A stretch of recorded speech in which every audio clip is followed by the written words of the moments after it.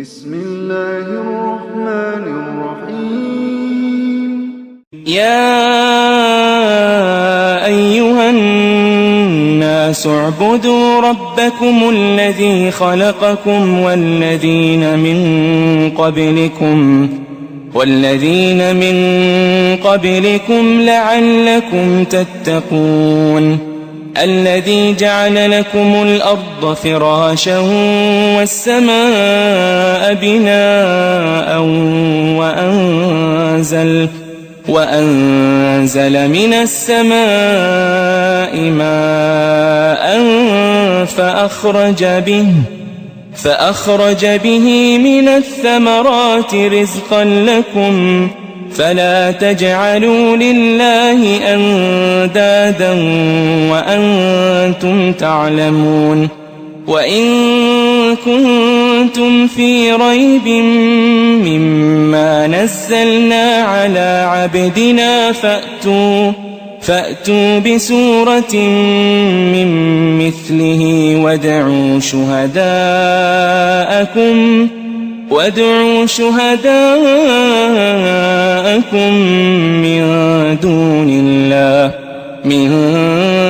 دون الله إن كنتم صادقين. فإن لم تفعلوا ولن تفعلوا فاتقوا النار التي وقودها الناس والحجارة أعدت للكافرين. وبشر الذين آمنوا وعملوا الصالحات أن لهم جنات تجري من تحتها الأنهار كلما رزقوا منها من ثمرة رزقا قالوا هذا الذي رزقنا من قبل وأتوا به متشابها ولهم فيها أزواج مطهرة وهم فيها خالدون.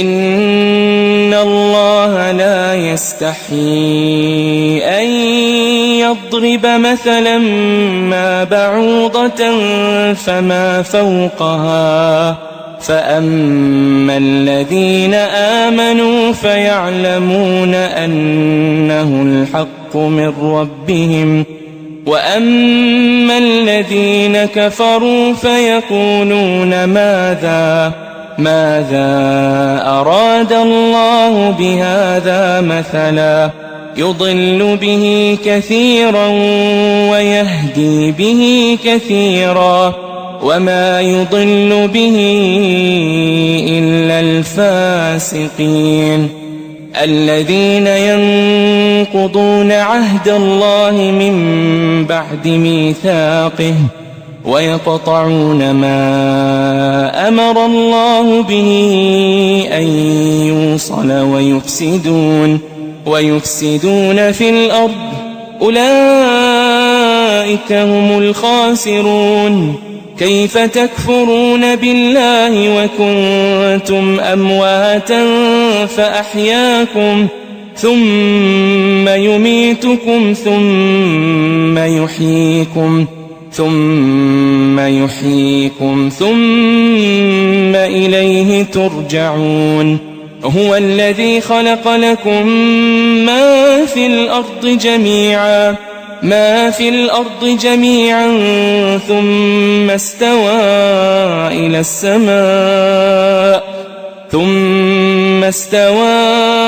إلى السماء فسواهن 7 سماوات وهو بكل شيء عليم. وإذ قال ربك للملائكة